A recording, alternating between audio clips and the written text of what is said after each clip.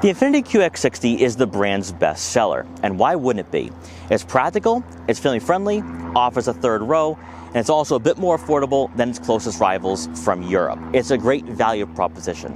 But for those of you looking at buying a QX60 specifically, and you're thinking, all right, we have the Lux trim, I can go with the Autograph, what's going to give me the best value and best bang for my buck? Well, you've come to the right place, because in today's video, we're going to check out what the Sensory is offering at just over $60,000. We're going to see if this is going to be the pick for you and your family. We're going to check out the exterior, the interior, take it out for a very quick test drive, and see why the Sensory might be the only vehicle you need in the Infiniti lineup. Now, before we get in this video, I want to give a huge shout and thank you to Infiniti of Norwood in Norwood, Massachusetts for letting me come down here to check out the Infiniti QX60 once again. Their link will be in the description below, so you can check out their extensive Infiniti inventory. So as always, let's begin with that pricing. For 2025 with the Infiniti QX60 Sensory, you're looking at a starting cost of right around $61,000. Now, this is very important because the Sensory is not the top trim for this model year. That will be the Autograph coming in at around 66 grand, so about a $5,000 difference. Now, with that extra $5,000, you are going to have some key features that sets that trim apart from our model today. One being the two-toned exterior design, which looks pretty nice and very classy, but we don't get that here for the Sensory, even as an option. You're also going to have the captain chairs for the interior, but we'll talk about this in a minute. At $61,000, the Sensory still undercuts some rivals from Europe, so it might be a more affordable choice for you if you are looking for a well-equipped model for you and your family. And since we have taken a look at the QX60 for this generation before, let's just dive right into the exterior design for our model today and what it has to offer. So up front, you are going to receive full LED headlights here, but you can upgrade to adaptive lighting and auto leveling through an optional package. And we'll talk about that when we check out the interior, because there are some features here that should go a long way for this model if you don't want to go with that Autograph at $66,000. You can have that signature front fascia design with the gloss black grille here, which looks really nice, and that's outlined by chrome accents. The two-toned exterior look for our model is going to be a common theme throughout. Now, you're also going to notice the mesh grille design for the side intakes. Those are not functional, unfortunately. We'd love to see that be integrated in future model years. Then the lower portion of the front bumper, you're going to have some cladding here, but there is some gloss gray accents, which is a nice touch that will most certainly get unnoticed and overlooked, but love to see those minor aspects here for the design of this model. Then as you make your way over to the side profile, you are going to have 20-inch alloy wheels here, which do make their way on the Autograph as well. Now, I know what you're thinking, 20-inch wheels, that's going to create a lot of road noise and also might create some harshness for that ride quality. Well, we're going to find out, but with the Infiniti QX60 being a luxury crossover and Infiniti primarily designing and engineering their vehicles to be luxury first, that shouldn't be too much of a concern for you if you are worried about that. Now, with the Sensory, you are going to have some gloss black side mirror caps, which look really nice on this model, especially with our model being white. And you will have blind spot detection, which gives you some added safety, and better yet, turn signal indicators, which makes this vehicle look rather upscale. Then as you make your way around to the back, you're going to have the LED taillights, which is standard across all trims for 2025. They integrate into a gloss black trim as well. We see a lot of gloss black on this model. You also notice that for the C-pillars and the window design, which looks really nice here. You have the Infiniti badge written out on the tailgate for that classier and trendy appearance. And then for the lower portion of the rear bumper, once again, we see this gloss gray accent, which ties everything together for this model. And the cladding isn't too aggressive. I like to see that here. Even though it is noticeable for the wheel arches and side profile, they trim down on that for the rear fascia and the front fascia, which I actually really prefer and love to see for this vehicle, with it being a luxury 3-row.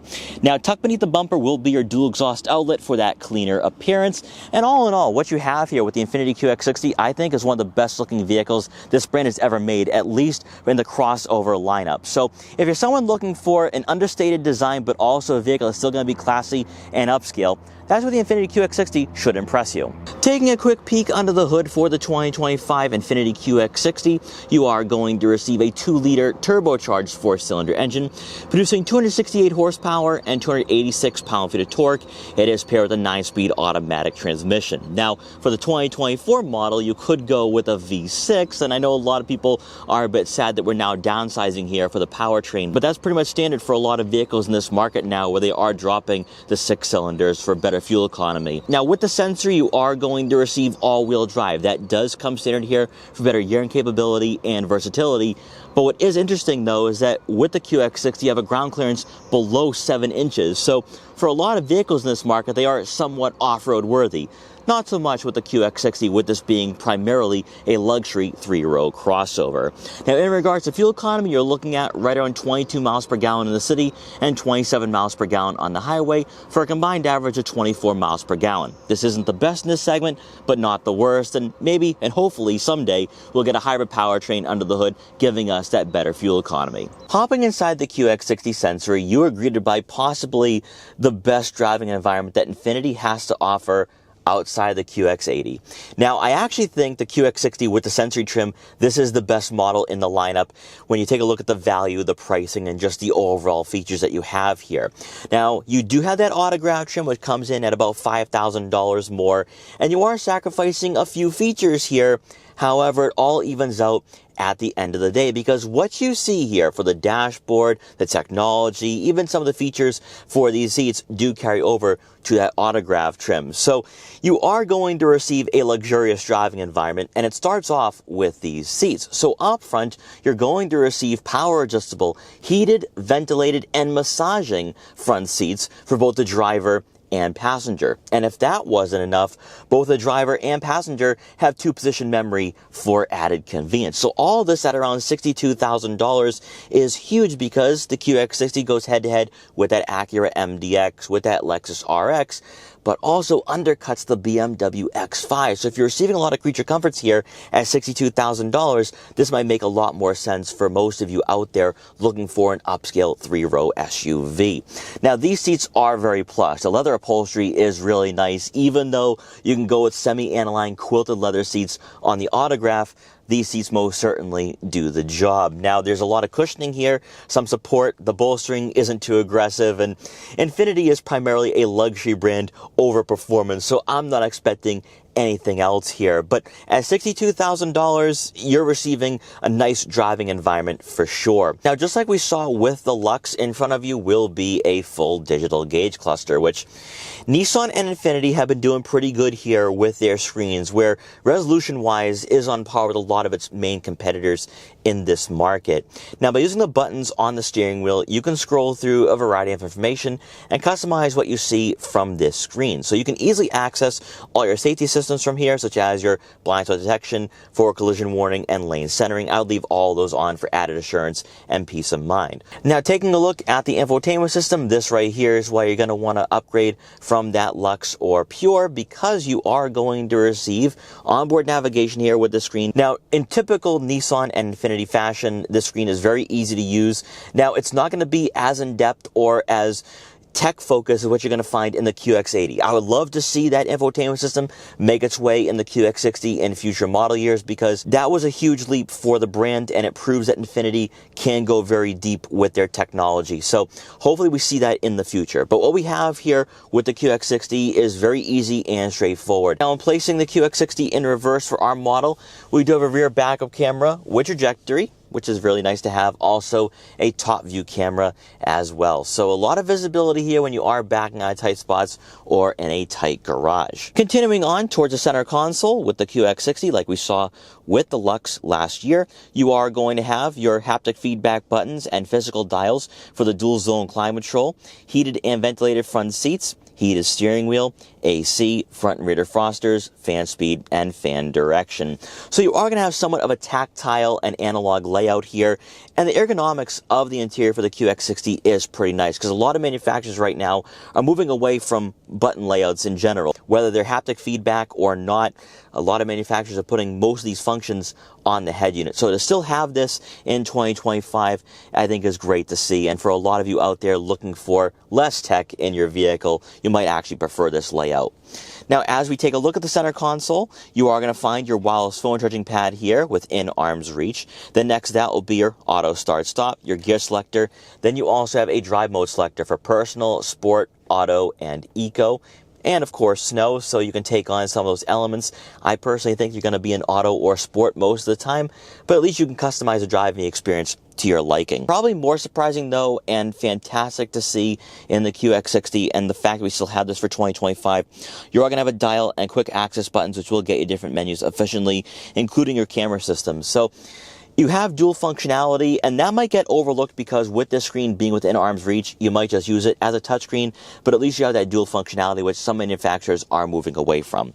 Next, that will be your electronic parking brake and auto vehicle hold. Obviously, 2 cup holders. Then for the standard storage compartment, there is enough room for some smaller items, probably a couple smartphones, wallets, or other tech gadgets. You are going to find a 12-volt outlet here as well. Then to round out the front seating area, above will be a panoramic moonroof, which will bring in a lot of natural light to the interior. And then before we check out the second row seating area, let's talk about one package that's really important to the Sensory that is equipped on the Autograph, but I think provides a lot of value to this particular trim. So for $1,500 with the Vision package, you are going to receive an adaptive front lighting system with auto leveling, so that gives you better visibility at night or in adverse weather conditions. A 10.8-inch head-up display, which will help keep your eyes on the road ahead of you rather than looking down at screens, and then a digital rear view mirror. So for $1,500, you're getting a bit more safety features and also tech features. It might be worth it if you're looking for an upscale daily driver here at around $63,000. For passengers in the second row, there is another key difference here compared to that Autograph. So aside from the semi-aniline quilted leather seats, you also don't get captain's chairs, which that's not really too big of a sacrifice unless you're the person sitting in the second or third rows. In fact, in the Sensory, you're receiving quite a bit here, even in this particular configuration, because one, the leather seats do feel really nice and they're very supportive and also very comfortable, more importantly. However, you also get climate control back here and heated outboard seats. So everyone should be nice and warm on those cold mornings. And also when it's summer out, you'll be nice and cool as well.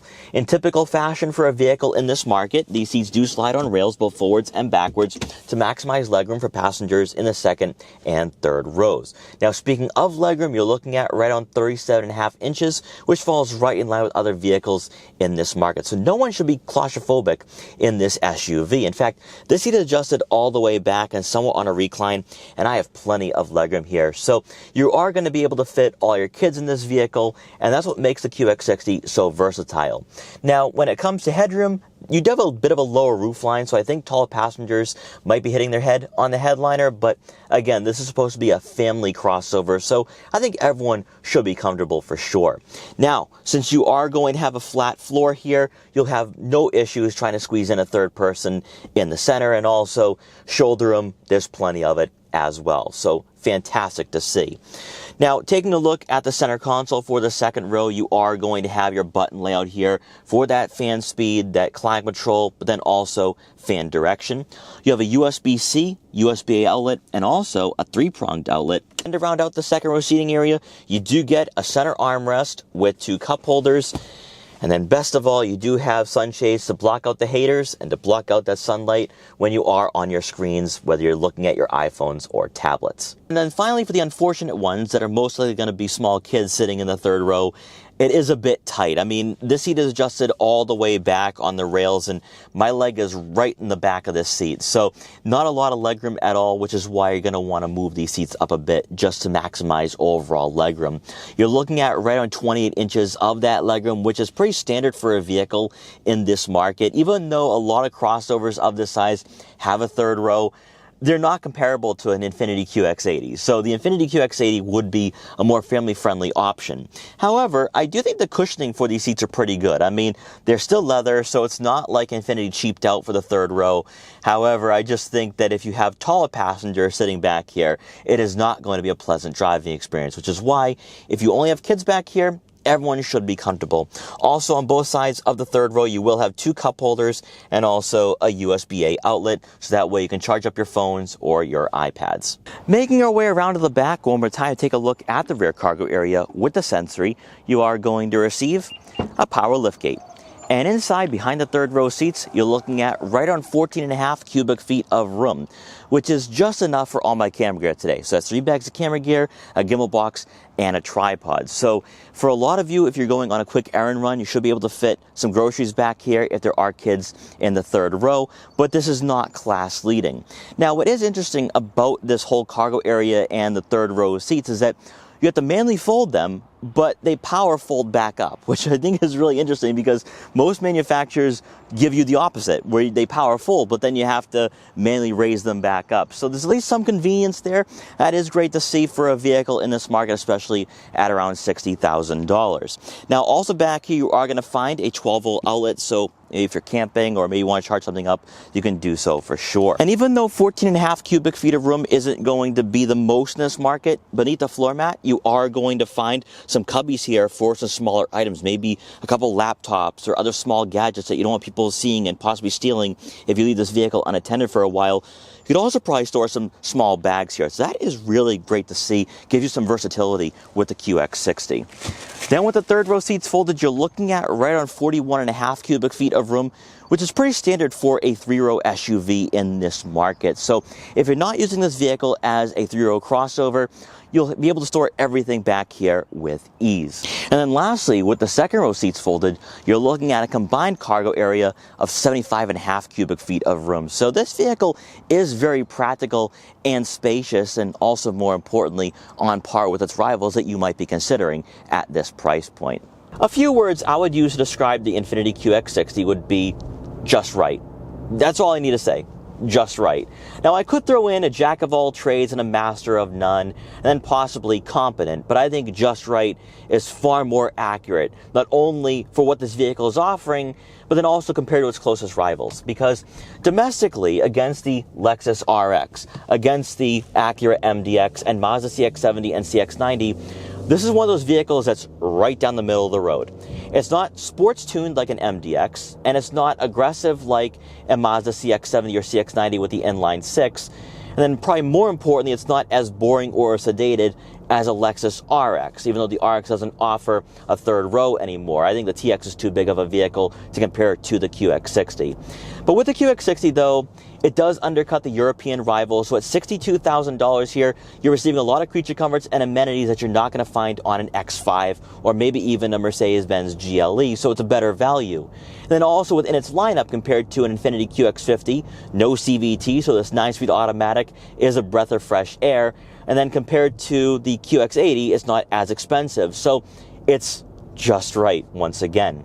With the QX60, with this Turbo 4 now, I'm not going to say this is a perfect replacement for that V6, because how can you compare a V6 to a Turbo 4? I will say though that it is quite peppy and packs quite the punch. 286 pound-feet of torque would outclass some rivals in this market. So you are going to have a good amount of power to pass slower drivers and enter highways safely, which again is more than sufficient for a vehicle in this market. Now with this Turbo 4 though, when you are in the city and suburbs, it is rather quiet. So you're not going to be dealing with any droning like you would find with that QX50, which is why I think the QX60 is the way to go. Also, by going with the Sensory, it does help out with some of the stiffer qualities of the QX60 because this suspension is quite firm. It's not soft, but it's not sports tuned. So when you do go over the bumps and imperfections, you feel them, and it does absorb them quite well. It's just that it's not going to be like a traditional luxury 3-row vehicle. Interior insulation wise, they've done a really good job here with the Sensory, where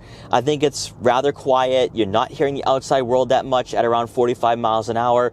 So you do feel a bit more isolated being behind the wheel of this model than say other competitors in this segment.